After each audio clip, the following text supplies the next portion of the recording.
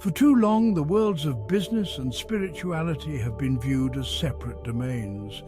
We compartmentalize, relegating mystic musings to personal time while business acumen reigns in the boardroom. But what if we dare to blur these lines? What if the keys to unlocking profound business success lie not just in spreadsheets and marketing strategies, but also in the depths of our own understanding? It's all alchemy, it's all power. And what you're taking different contents and you're making form out of it. You must control the market value of what the thing People is that you deserve to have sell. love, and people deserve to Because have 14 freedom. people want that same slice of pie. How do you get the slice of pie?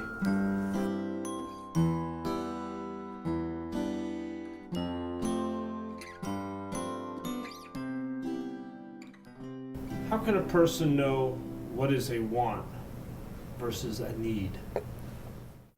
Well, I'm going to tell you a short story about this because I don't think there's any scientific statement of what there's a want and need. There's different theories. There's Abraham Maslow, who was a great psychologist, wrote about the hierarchy of needs, like it's like a ladder, and the first rung of the ladder is survival, food, water, shelter, and then the level above that is love and social relationships. And that's a system. But there's a great story that you can use whatever your tradition is. I think it's a Zen story but it's used by Christians or Jews or Buddhists or Hindus. Anyone can use it. And it's about a young monk who's a very wise person. And this young monk says to his master teacher, I would like to go to the next level of spiritual development. And the teacher says to him, come tomorrow morning at sunrise and we will do this incredible spiritual experience. So, of course, the monk puts on his favorite orange robes or shaves his head, does special prayers. He's all ready. He's looking great. And he shows up, and, of course, his master teacher is dressed up in ratty-looking clothes, paint all over the clothes. They're worn, they're torn. And he's carrying a bucket in one hand and a shovel in the other, or an axe, actually, in the other. And the student says, Master, what are we doing? And he says, we're going to chop wood and carry water. And the monk says, what kind of spiritual exercise is that? And the monk says, if you can't chop wood and carry water, you can't do anything. Implying that if you can't have your fundamental needs met, you just can't do anything effectively. So the point of the story is that needs are pretty basic. Flossing your teeth, brushing your teeth, cleaning up after yourself, calling friends to see how they're doing, being kind to animals and little children, fulfilling your civic responsibilities. If you're part of a small community, maybe donating to the volunteer fire department. Everybody decides what their needs are. But the key is that needs are not about short-term gratification for the most part. And there's room for short-term gratification. I had a great lasagna the other night that I made. It was short-term gratification. But it goes back to conservation and balance. If you are taking the time to live a really, really successful life, you will budget a certain amount of time for short-term gratification. And once that short-term gratification psychological need is met, the rest of your time has to do with fulfilling your needs. And fulfilling needs goes beyond just food and shelter. It has to do with all of the 17 resources, your ability to manage time, your ability to do sweat equity, emotional clarity, spiritual intention, your sense of what other people's needs are and how can you serve them, your dependability.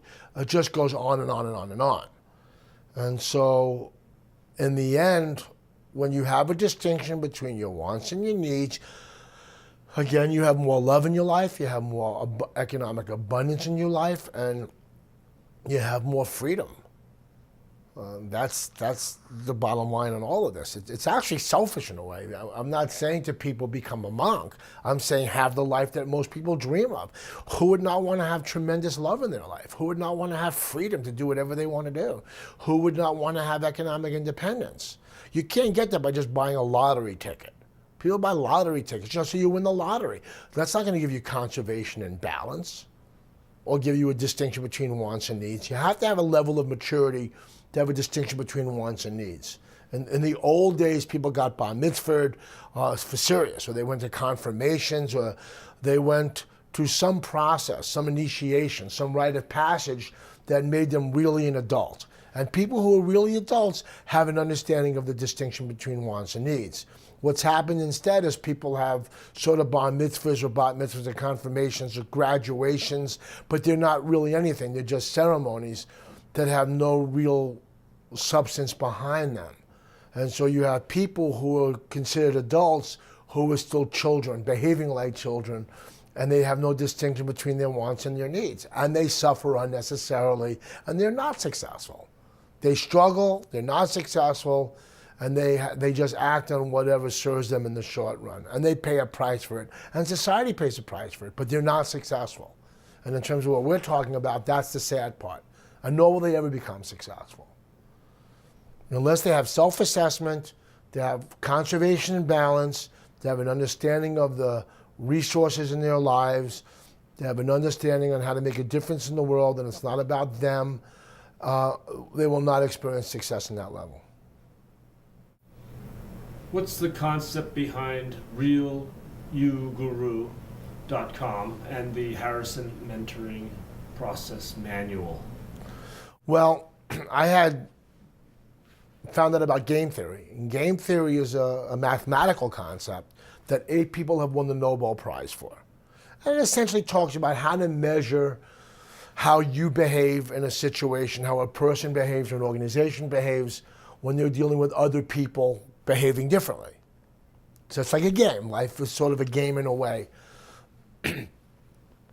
And what I realized is that systematically you can lay out a whole process that a person who is committed to having success in their lives, love, freedom, economic independence, they could actually systematically enter into a process where they'd be able to consistently assess how well they were doing, how effective they were doing, where they were emotionally or spiritually, and that this can be done in an organized way.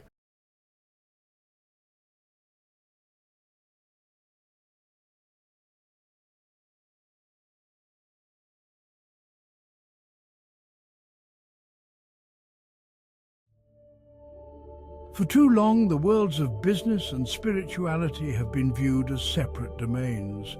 We compartmentalize, relegating mystic musings to personal time while business acumen reigns in the boardroom. But what if we dare to blur these lines?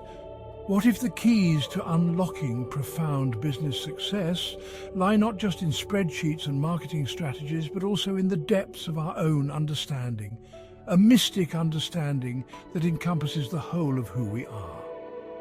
This isn't about abandoning logic or embracing esoteric practices in the office. It's about recognizing that we are not one-dimensional beings. We are complex, multifaceted individuals, driven by desires that extend beyond profit margins. We yearn for purpose, for connection, for a sense of making a meaningful contribution to the world. And when we tap into this deeper well of understanding, our businesses can become powerful vehicles for personal and collective transformation. This is the journey we're about to embark on.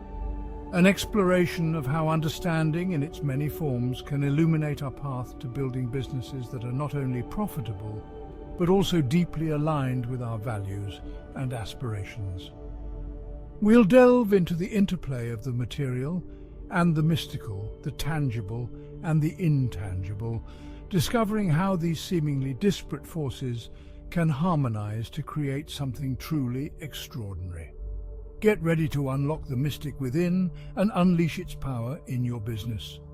The marketplace awaits, ripe with potential for those courageous enough to lead with heart and wisdom. Section 4. Forms of Understanding. A tapestry of knowing. Understanding is not a monolithic concept. It manifests in various forms, each offering a unique lens through which we perceive and interact with the world. Like threads woven together to create a vibrant tapestry, these different forms of understanding enrich our experience and enhance our capacity for growth. Logical understanding, often prized in business, allows us to analyze information, identify patterns, and make strategic decisions. It's the foundation of critical thinking and problem solving. Linguistic understanding empowers us to communicate effectively, to articulate our ideas clearly, and to inspire others with our words. It's the bridge that connects us and allows for collaboration and shared understanding. Spatial understanding enables us to perceive and manipulate objects in space, a crucial skill for designers, architects, and anyone involved in creating physical products or environments. It's the ability to see possibilities in the arrangement of forms and spaces. Interpersonal understanding, perhaps the most nuanced and challenging, is the capacity to empathize with others, to perceive their emotions, and to navigate relationships with sensitivity and skill. In a world increasingly reliant on collaboration, this form of understanding is paramount. These are just a few examples of the multifaceted nature of understanding.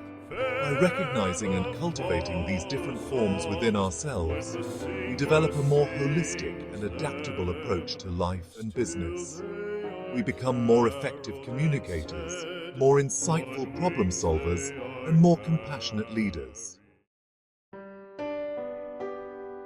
Section 5. Chop wood, carry water, the wisdom of simple action. There's an ancient Zen story about a young student eager to attain enlightenment. He approaches his master with fervent questions, seeking the secrets of the universe. The master, instead of offering grand pronouncements, instructs the student to chop wood and carry water. The student is confused. He'd come seeking profound wisdom, not menial tasks. Yet, he dutifully obeys. Days turn into weeks, weeks into months. He chops wood, he carries water, his frustration mounting. Finally, he confronts his master. "I've been here for months diligently performing these tasks," he complains. "When will you teach me the true meaning of life?" The master smiles. "You are learning," he replies. "Every swing of the axe, every bucket of water carried, these are the teachings. Enlightenment is not found in some distant realm. It's discovered in the present moment, in the simple act of doing." This story beautifully illustrates a fundamental truth about understanding. It's not always found in books or lectures, but in the embodied experience of living. It's in the doing, the failing, the learning, the growing that we truly come to understand ourselves and the world around us. In the context of business, this translates to taking action, even when the path ahead seems unclear. It means experimenting, learning from our mistakes, and constantly seeking ways to improve. It's about showing up every day and doing the work, even when it feels mundane, because it's in those seemingly ordinary actions that we often discover extraordinary insights.